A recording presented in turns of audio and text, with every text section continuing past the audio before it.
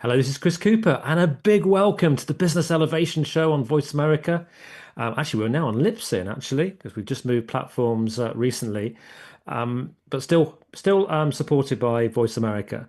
But I'd like to today we're going to be talking about a really, really important subject, a subject that is impacting millions of people across the globe.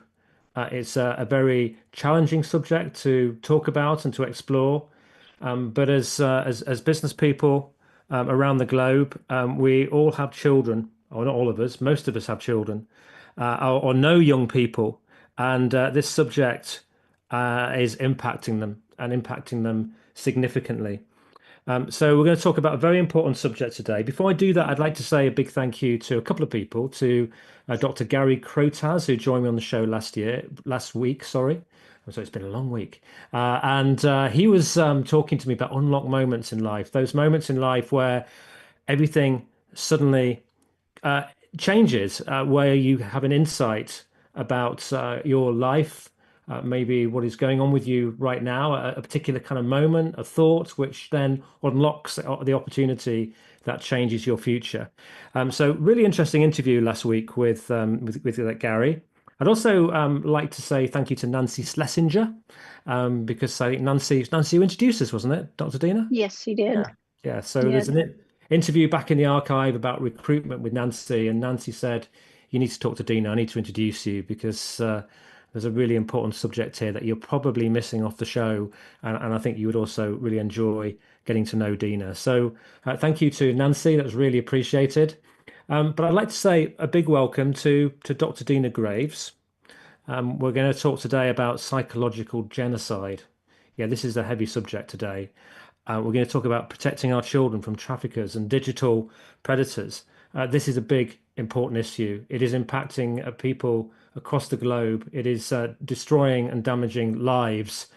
We need to take action. We need to understand what we can do to help create a new future for our children. This is not a dress rehearsal. This is an important issue. And I'm particularly, one of the things I do is besides developing leaders and teams and cultures, I've hosted a community which I built called the Elevation Collective, which is has many wise, exceptional souls who've been on this show in the past, and we connected together and we amplify good. We act as an incubator for projects and initiatives, but we also amplify the good that we're doing and provide ourselves with a lot of support because it's hard when you're out there facing the world with all of its changes at the moment. It feels like a place that's quite chaotic.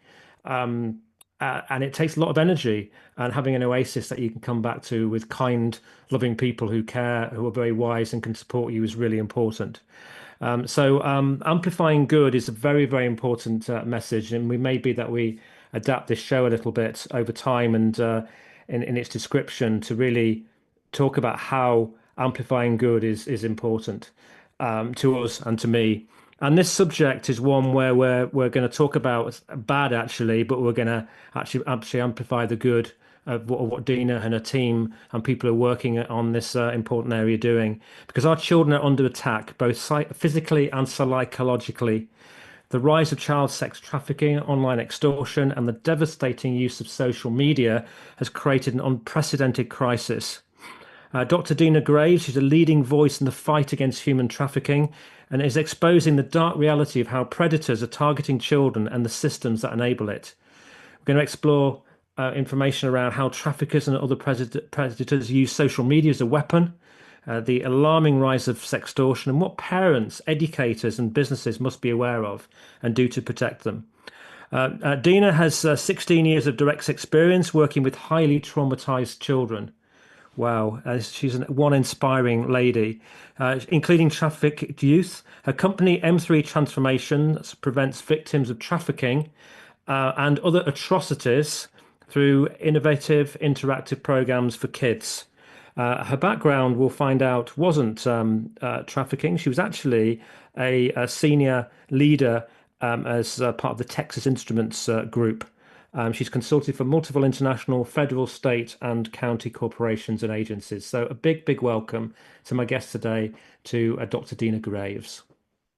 Thank you. It's my honor to be with you today. You're very welcome. And I'd like to really start, Deena, by just finding out. We're going to find out about this topic shortly, but I'm interested in you, and I'm interested in, what in your background led you to be doing the kind of work that you're doing today. A lot of people listen to this show and are thinking about, about careers and how they might evolve, and maybe also how they might go on to do, good work, and that contributes to resolving the world's problems rather than creating further Right. problems. So tell me a little bit about, yourself and your background and how how your journey evolved. Was there any key moments for you that caused you um, to move onto this trajectory and do this very challenging work? Yes, there actually was a key moment. I was working at Texas Instruments, and my kids, were still pretty young. They were highly involved in things like sports and things like that at school. And then one day I went to a presentation where someone was talking about human trafficking in Thailand. And I left that meeting with my mascara down to my toes because I just could not believe people anywhere would do that to children, especially, but to any human being. And I, kind of in my mind, I lived in a bubble, which I think a lot of us do, where in my mind, everything was good, right? Kids were like my kids, and the world was a way different place back then, too. And human trafficking wasn't really on the radar at that point. So I said to a friend of mine who was a Dallas police officer, can't believe this is happening in third world countries. And he had just actually been part of a big recovery effort where they had partnered with the FBI, rescued a bunch of kids. And he said, Deena, actually, it's happening here where we live. And when I learned that, I just couldn't sit back and not do anything. So I ended up quitting my job, starting an organization. And, here we are 16 years later, almost 2 decades, just getting to do the most rewarding work that you can imagine, although I wish I didn't have to. But when you get to see the hope come back to a child's eyes, that makes it all worth it. So your unlock moment was sitting in this presentation and finding out about Thailand and then realizing that this occurred in your homeland. Yes, Yeah. that is going on everywhere, actually. Yeah, it's really shocking, isn't it? To understand and to think about it. And do you want to tell us a little bit about? I mean, tell us a little bit about M3 transformations first, and just who you are. And Okay. maybe you could also just tell us a little bit about how the M came about in M3 transformations, because that was very moving. Okay, so first of all, we are very focused on transforming the systems that work with our children. And so we do trainings for professionals, first responders, caregivers, parents, anyone who wants training. And then we also do programs with youth. And through those programs with youth, we've had thousands of victims identified to us that they've been trafficked or abused in another way. We are very big on hope. So in our trainings, we always lay out the problem and then we bring the hope into it. And you probably saw that our tagline is We Design Hope. Mm, Very early on, when I first left Texas Instruments, still very much in my bubble, still didn't really know what I was doing. A judge, we do a lot of work inside of juvenile halls. We go in and we do a program called The Traps of a Trafficker, and it's through that that kids disclose their abuse to us, including trafficking. So we had a young girl, she was 16 years old. The MS-13 gang had been trafficking her since she was 11, very violent, very just things that you cannot even wrap your mind around this child had been through. And so at that point, people were beginning to understand that these kids were not criminals, but victims. And so a judge said, we're going to release her to your care. And we were actually working on opening a safe house for these kids. So she came to us, and that's how we really started learning directly from the kids exactly what they're living and how much damage it wreaks for a lifetime. mm. And one of the things that I found quite shocking when I read that article too was how they, controlled young people, and this person, she had a triangle tattooed on her. Do you know Yeah, what? actually, it wasn't a triangle. It was three dots Three in the dots, sorry, shape three of a dots in the shape of a triangle. triangle. Yeah. Right. Yeah, And they stood for death, institution, or prison, and that's the only way out. So I can tell you one quick story about that, how powerful just something like a tattoo is. One day we had her at the mall, probably 5 hours away from where her gang was located because we, took them away from that area because of how violent the gang is and how vindictive. So we're walking out of the mall and she sees someone walking toward her with a bandana on. And immediately it triggers her. She thinks it's one of the gang members that they've sent to come get her. She reaches in her purse, grabs her makeup compact, snaps it in half, takes the mirror, and starts trying to cut herself because in her mind, it would be easier for her to kill herself rather than what that transnational crime syndicate would do to her when they got her back. a word. So Dina, can you help us understand what the scale of this is? Not this is not small. This is global, and it's a huge issue. Yeah. Help us understand. Yeah, and if you don't mind, I'd like to lay a little bit of a foundation Yeah, please do. first. Yeah. So, like we've talked about, I've been fighting the sex trafficking of children for almost 2 decades, and the other abuse and neglect that goes along with it as well.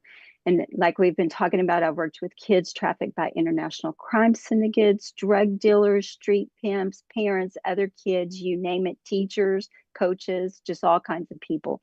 And the stories that these kids tell about barbaric torture is worse than any Hollywood horror movie.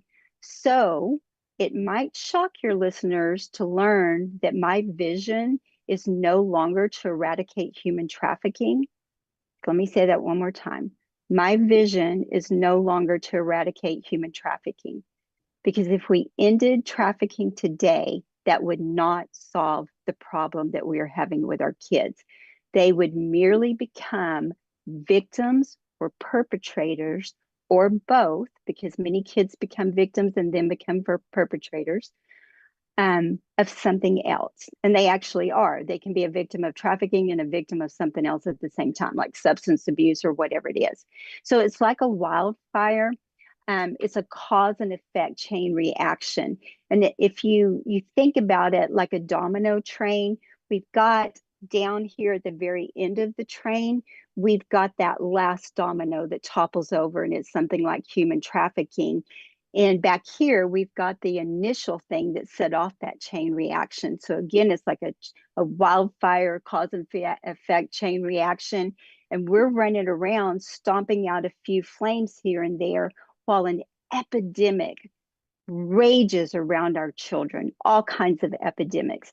And our governments, private foundations, nonprofits, they've thrown billions and billions of dollars at these flames or the individual issues, the individual epidemics engulfing our children.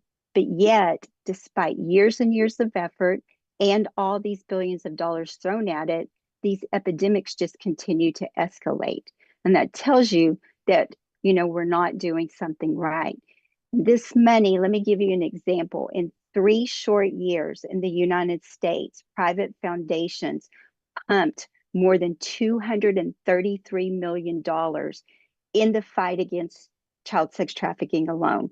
And that's just a drop in the bucket. I'm telling you, there's billions of dollars, but yet there's still more kids being trafficked than ever after all this money and after these years of effort.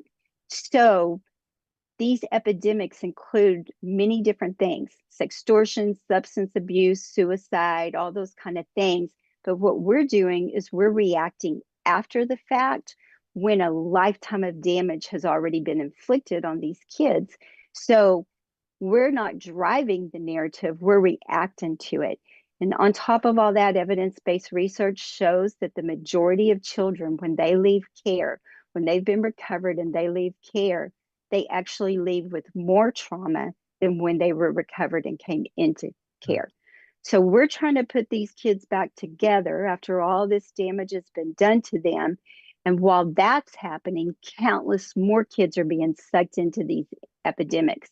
So before we talk about the core issue or that first domino that's causing that chain reaction. I'd like to just give you a little bit of the scope of these epidemics and what's happening to our kids. And Chris, this is, like you've said, a global issue. Kids around the world are being engulfed by these epidemics.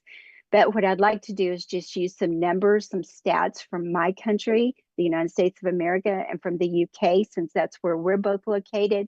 And that's going to help people get a good idea of the scope that's happening around the world.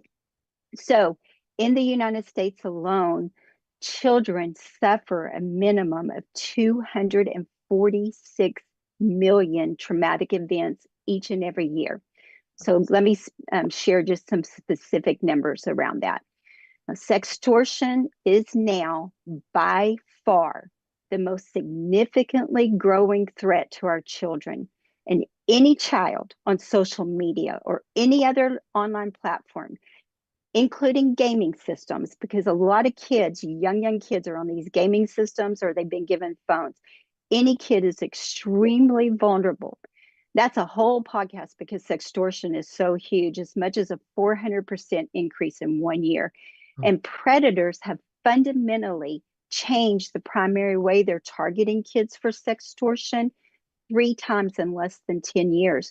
So you don't really hear people even talking about sextortion of children very much, but they certainly aren't talking about how it continues to evolve and change. So that just leaves kids more and more vulnerable.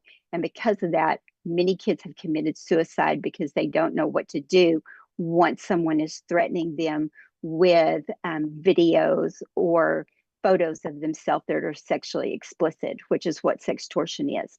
Right. So with trafficking, almost 7,500 children were identified as trafficking victims in the UK in 2023.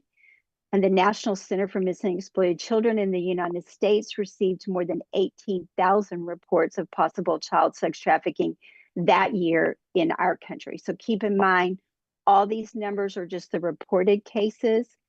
How many kids are being trafficked and all Yeah. these other things that we don't even know about. 2.2 million preteens and teens had a substance abuse problem in 2022 in the States. And between 2019 and 2020, overdose deaths from minors increased by 94%. Now, in the UK, I don't know if you're aware or not, but you actually have in your country the highest rate of drug addiction for children in Europe, and you have the worst rate of child alcohol consumption in the entire world. Now, Oh, how much more are those numbers going to snowball with drug dealers now using social media like Snapchat and Instagram to lure our kids in and to sell them drugs over those platforms? In the US, 1 in 5 kids between the ages of 10 and 18, 1 in 5 intentionally self harm. Not surprising because 44% of high school students say they feel hopeless almost daily for up to 2 weeks in a row. And 3 in 5 teen girls say they are persistently sad or hopeless. 1 in 3 teenagers say that they have seriously considered suicide. 1 in 3. And then brace yourself for this one. Suicide is the 8th leading cause of death among American children ages 5 to 11. oh, How does a 5-year-old even know what suicide is? And in the UK, suicide is rapidly escalating for your youth as well. Related to that, 1 in 5 of England's young people between the ages of 8 and 25 had a probable mental health disorder in 2023. So, again, just think about these numbers: 1 in 5, a mental health issue. So that makes it particularly alarming that kids are more and more turning to AI chatbots for mental health advice. And they are saying that they trust them more than they trust a real life therapist. And they're developing romantic relationships with these AI chatbots. So a 14-year-old killed himself last year after a chatbot based on one of the Game of Thrones characters kind of pushed him, nudged him into killing himself. And he was so madly in love with that chatbot, not able to tell the difference any longer between AI intelligence and a real human being, that he did it pretty quickly.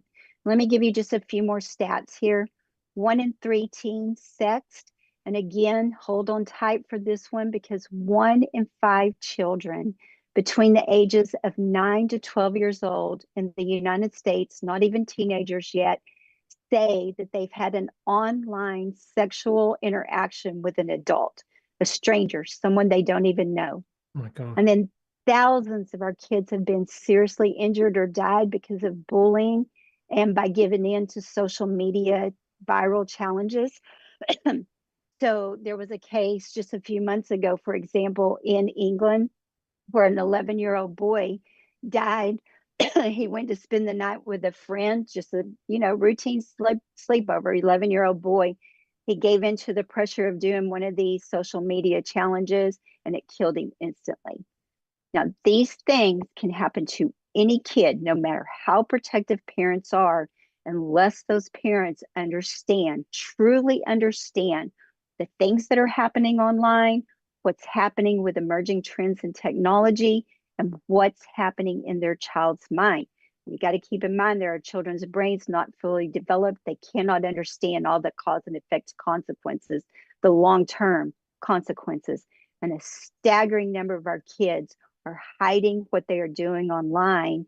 And because of that, it's making them extremely vulnerable to all of these epidemics: stalking, sextortion, bullying, substances, trafficking, all those things. And they say 2 out of 3 kids in one research study said their parents don't need to know what they're doing online, and they think it's okay to hide what they're doing. And that subject is so huge: how they're hiding it, how social media is helping them hide it, how social media is benefiting predators, all those kind of things, that we actually do an 8-hour training on it because it's leading to so many life-threatening things to our kids. So I could go on and on with these stats, but you get the picture.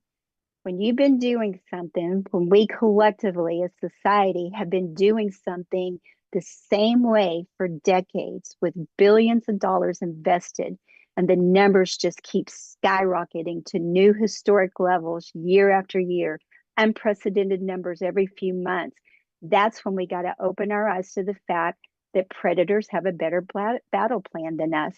What general would keep executing the same war strategy if he was losing every single battle? And these numbers say that we're losing every single battle for our kids. Whoa.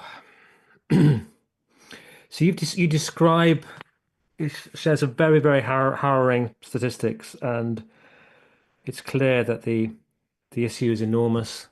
You describe it as psychological warfare, um, and you used examples there of a battle.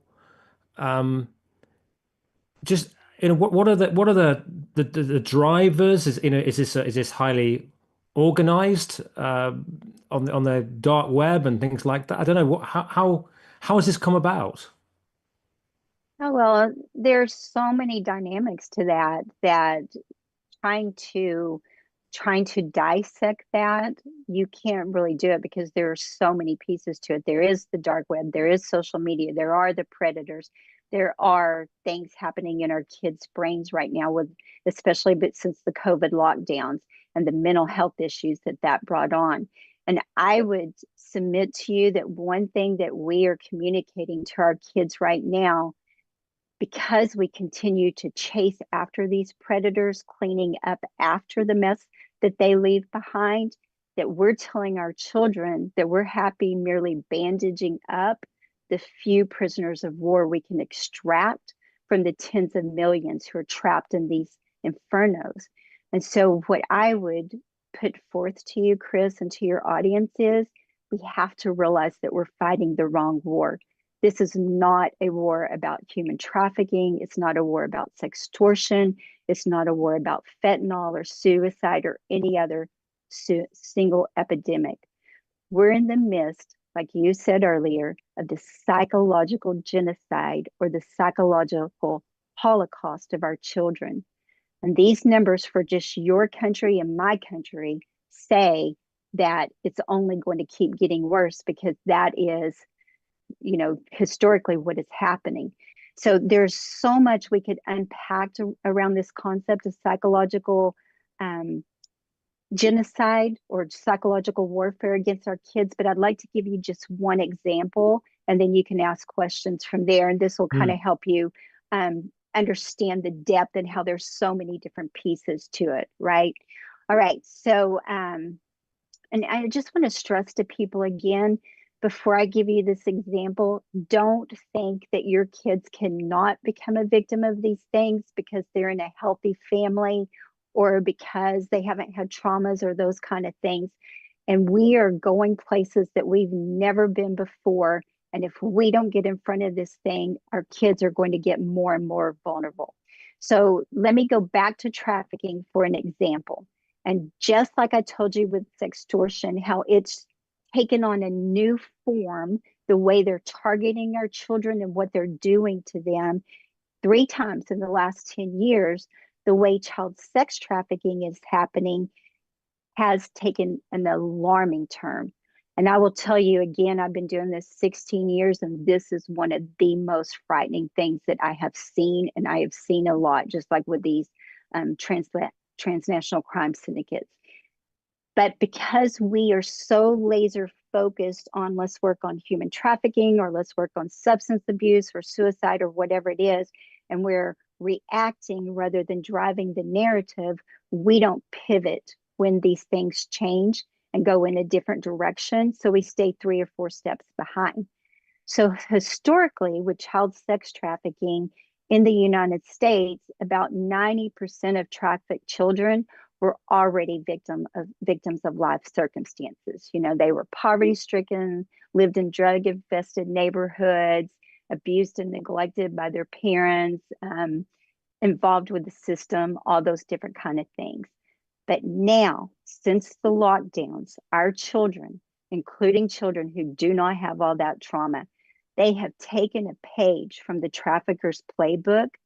They have pushed the trafficker out of the picture and they are selling themselves online through Snapchat, OnlyFans, Instagram, other social media platforms. So they're actually trafficking themselves. They're developing mindsets just like traffickers, engaging in more and more extreme acts. And they're doing it because they want to become influencers, make fast money, or get validation as they struggle with low self esteem, depression, that persistent sadness, other mental health issues, unhealed trauma, shattered identity, whatever it is, lack of purpose. So, let me give you a couple of examples of what kids who have sold themselves online have said. You think we could do that after One, the break? Do you think we could sure, share the examples yeah, after the break, and then we'll sure, do we want to, there's been an awful lot to think about and reflect about. So to give people just a couple of minutes to take that on board, and then okay, we'll come back with those examples, those stories, and then okay, we'll start to move into, what can we do to help protect our kids? yeah. What can we do about it? So we're back with you again in just a couple of minutes. Do join us after the break.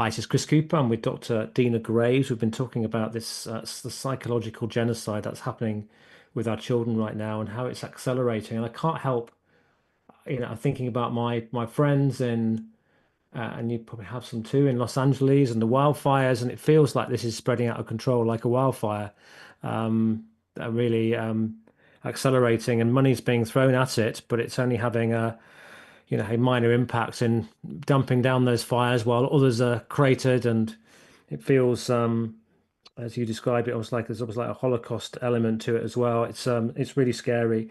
You were starting to share a couple of examples and stories before I cut you off for the break. Do you want to share those now, Dina? Yeah, and let me say, there are people out there doing really good work and giving all the effort they can, and that work is needed and valuable. I'm talking about bigger picture. We have to change our war strategy, right? So let me give you a couple of examples of this just rapidly embedding mindset that is happening in our children. And I'm talking about children from all walks of life, okay? So one high school girl told her counselor, why should I listen to you? I can make all the money I want on OnlyFans. And she was referring to selling herself. And then another, a 15-year-old boy sold a video on OnlyFans of him having sex with his girlfriend, sold it for $5,000. And then he told all his friends, it's easy. You don't have to work ever. All you have to do is sell yourself online and exploit your girlfriend in the process of it. Okay. And a lot of times, like I said, it doesn't even involve the desire for money or influence or status or that kind of thing. One undercover investigation on a very popular social media platform found kids as young as 7 years old on camera performing live sex acts for predators while their parents could be heard in another room calling out to them things like, sweetie, time to come to dinner, or time to go to soccer practice, or whatever it was. These little kids, as young as 7 years old, self penetrating on camera for these predators in their own home, parents present, parents don't know. Little boys, prepubescent, not even sexually developed yet, masturbating on camera for strangers, and predators are becoming making our kids more and more vulnerable to these things, and they take these images of kids doing things like that for them and post them on all kind of other websites as well, including the dark web. Now this risk is just really exponentially escalating because of emerging technology. So I want to just touch on that real quick before we Mm, start talking about the solution. A lot of these emerging technologies like AI are already here, becoming mainstream, making it much easier for predators to do things like make kids believe they're talking to Justin Bieber because they can clone his voice or his face or that kind of thing. But then we have other things too, like child sex robots that look just like a real kid can be programmed to rape these robots. So then what does that mean for our kids, right? For our real kids. And people are already savagely beating these sex robots. We have invisibility cloaks. If anyone, is familiar with Harry Potter and the invisibility cloaks, they are on the verge of becoming an everyday product. And I want you to think about all these kids who go missing. Invisibility cloaks go mainstream. How are we ever going to find these kids when a predator uses them to conceal that kid, right? Say if law enforcement's banging on the hotel room when they're being trafficked or whatever it is, right? So, so could you just go back? I don't understand the what an invisibility cloak is. so it was actually developed for the battlefield, um, for like an army to be able to conceal their tanks on the I battlefield. see. So Okay. you put invisibility cloak over it, and you cannot even tell that tank is there. But it is becoming mainstream to the point where you can get one just big enough to cover a person, and you will not even be able to tell that person is there. So again, think about a child that's gone missing. They're being trafficked. Law enforcement's about to rescue that kid out of a hotel room. That trafficker throws an invisibility cloak over the kid and tells them, you make a sound and I'll kill you when they leave. Then we'll never find these kids. We have got to get ahead of these things. because, again, we're going places we've never been before because of emerging technology and because of these mindsets that are developing in our kids from a lot of different dynamics. I don't want to just blame the COVID lockdowns, but that had a big impact on just kind of making it go faster, right? Mm. Wow. So technology, that's another really scary dimension as well.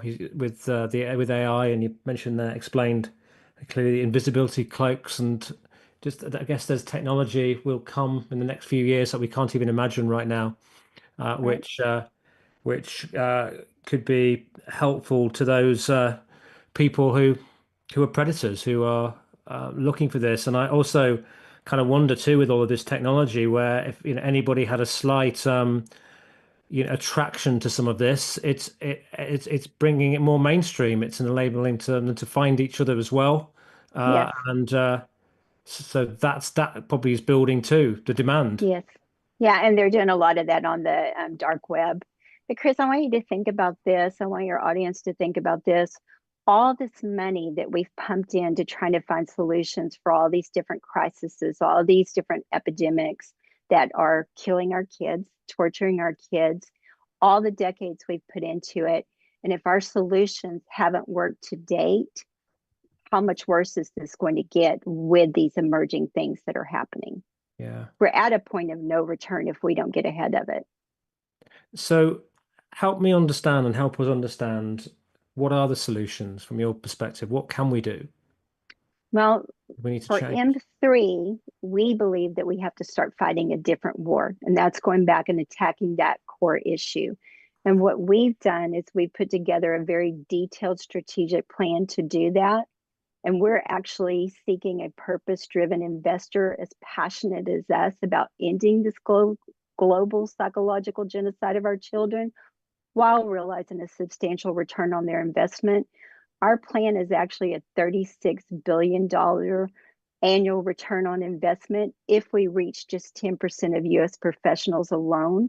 And of course, we're going global. You mentioned Nancy at the beginning of the podcast. We are actually partnering with her to do a continuum from recruiting all the way to kids leaving care. So we're going to launch it in the US and the UK at the same time and then spread out across the globe. And I will tell you, we're not a typical startup because we've been doing this, for 2 decades. And also we know how to go after designated funding. All this funding, these billions of dollars, if they don't get spent, those monies on what they were designated for, say substance abuse or trafficking, they have to be given back. Let me just give you one example of that from the UK. Every year, the UK spends $36 billion on substance abuse and has for years, but yet it still holds the title of Europe's addiction capital. So governmental agencies around the world are desperate for authentic solutions, and we've got them. We just have to launch them. And if you want, we can talk about some of the things parents can do, or people who are Yeah. involved with kids. I will tell you the first thing you have to do is you have to educate yourself.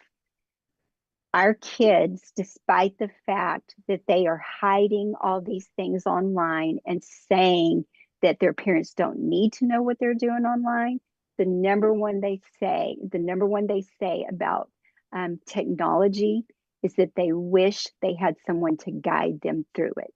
Yeah. So you think about it, we're handing our kids phones that are full of world power. Behind that phone lurks things like the dark web, and we're just handing it to kids Yeah. without much instruction, guidance, anything. That's like handing a 2-year-old a power saw and saying, be careful, right? So, number one thing I would tell you is you have to use wisdom with your kids. You have to know what they're doing online. You cannot assume your kid will not hide things. And again, we teach an 8-hour course because that is there are so many different pieces of that, how they're hiding it, how social media is helping them hide it, how other people are helping them hide it.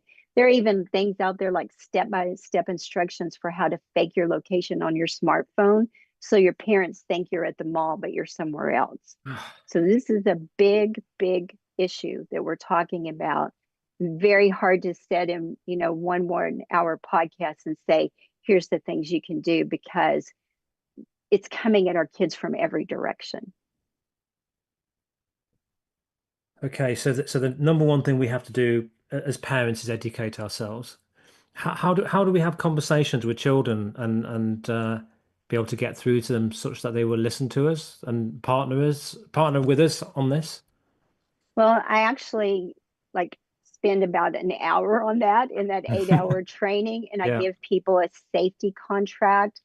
If one thing that you do, I would sit down with my kids, and I'll just give you one example. That again, there's so many pieces to this, and I want to be careful because I don't want to give people one thing and then them think they have the solution. yeah. But talk with your kids when you give them the phone about, how can we keep you safe on here? What's your ideas? Make them part of the conversation instead of just giving them a bunch of rules. Because kids, you give them rules, they're going to dig their heels in deeper.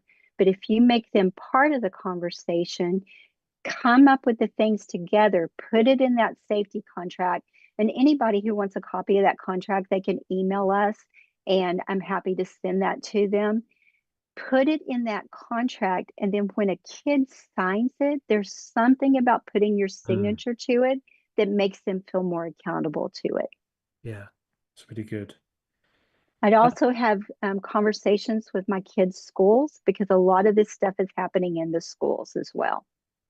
and I suppose the challenge too is a lot of the schools don't understand the No, subject they do and not. what to do with it. I mean, we've noticed with things like neurodiversity, you think the school might be a good partner for you on around this subject, and they don't really understand it themselves. They're just focused on getting, 1,000 kids through their exams at any period of time and out the other end.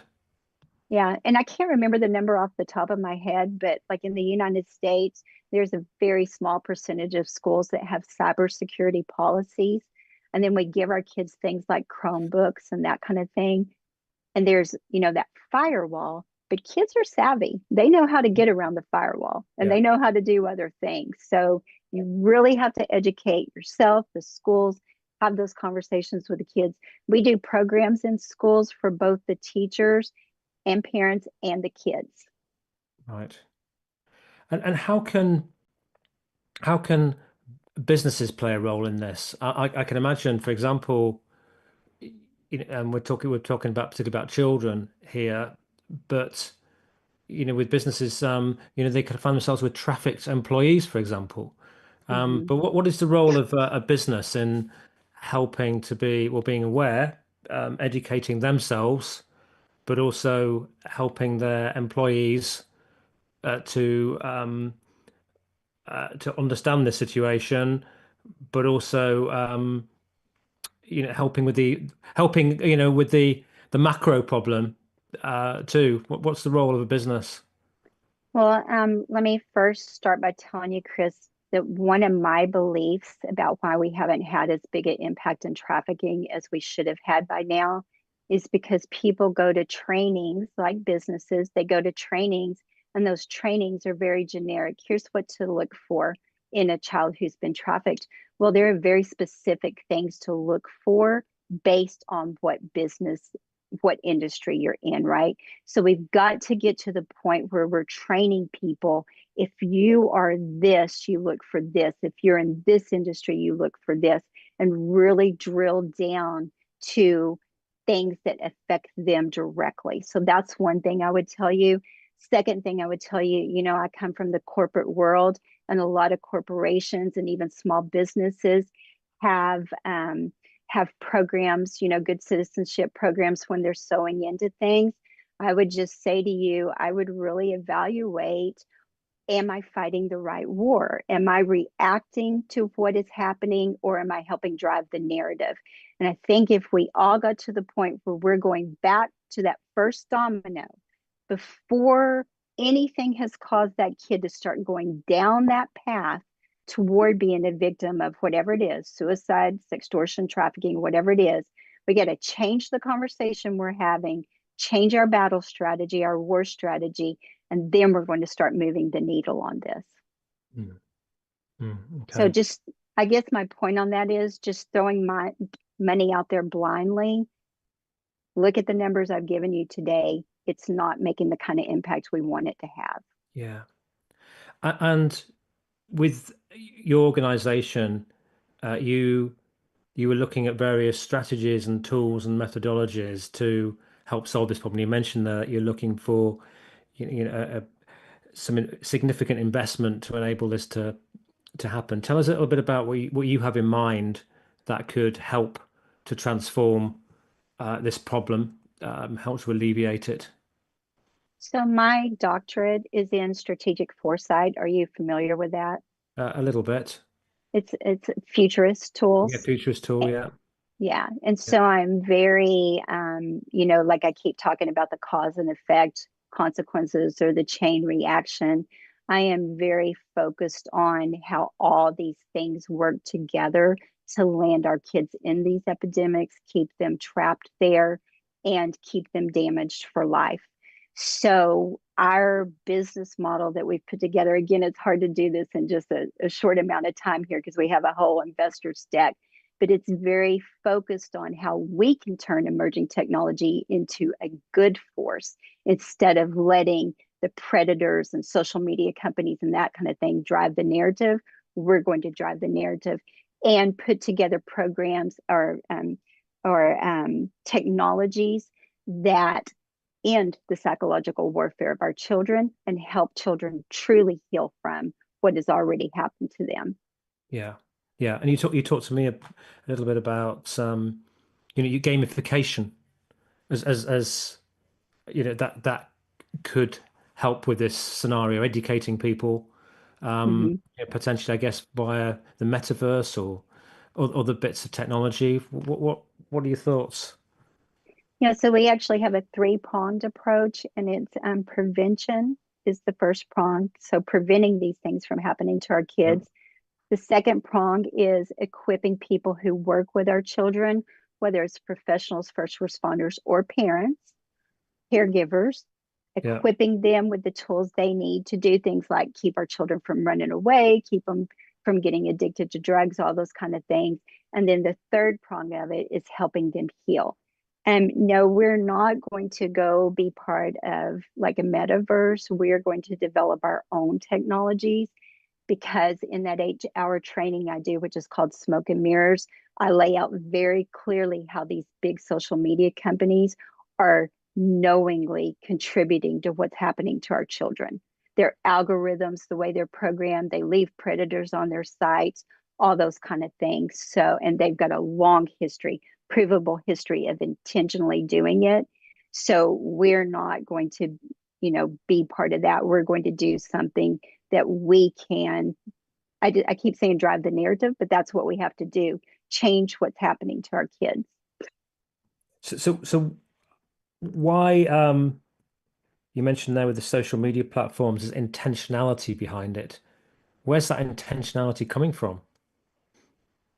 Um, you want my honest opinion? Yeah. It's profits. Right. Yeah. Who's going to have the most people on their platforms so that they can charge the most money for ads, that kind of thing. So they intentionally drive their, and I lay out a very clear case for this in that training. And it is a long history that they are intentionally doing these things and also intentionally programming their algorithms to make them addictive. Right. Right. So is there anything that we've just got probably about 3 or 4 minutes? We've got 4 minutes until we need to close. Is there any do you have a final message that you'd like to leave us with today? Yeah, I'd like to talk directly to parents and to, everyone out there who's involved in a kid's life and just say to you, again, don't assume that your kid will not do these things. I can show you example after example after example of parents who said, I thought my kid would never, whatever the case is, Yeah. and now their kid's no longer with them. We've got to get proactive in protecting our kids online because it's a predator's playground. Yeah. Yeah. And can you recommend, I know you have a website in m3transformations.com. People can contact you at info at m3transformations.com. Are there any places you would recommend that people, resources that people look beyond Um, those? Does your website share those? There must be people here thinking you're not going to be able to do your 8 hour course. Um, Well, and we break it up for people too into 2 hours for 4 weeks, so we can do it yeah, different ways. But I will tell people we have a book that I wrote on a former traffickers. It's his biography, and at the end of every chapter, like I told you in the beginning, we show the problem, lay that out, and then we give the tools and resources to solve the problem. So at the end of each chapter, whatever was happening in his life or his victim's life, we've got solutions for different outcomes. So our book is called Mind Games: Understanding Trafficker Psychological Warfare. You can read about it on our website. It's on Amazon, Barnes and Nobles, that kind of thing. It's packed with solutions and tools. excellent. So we hadn't spoken about that. So Mind Games Yeah. with Dr. Deena Graves and Derek Williams. Um, Yes. so it sounds like an incredible resource to access. But if people want to access you, they can contact you at info at m3transformations.com. Yes. Deena, I don't know how you do this work. You are an absolute saint to involve yourself in this every day. I can see it's very, very purpose driven.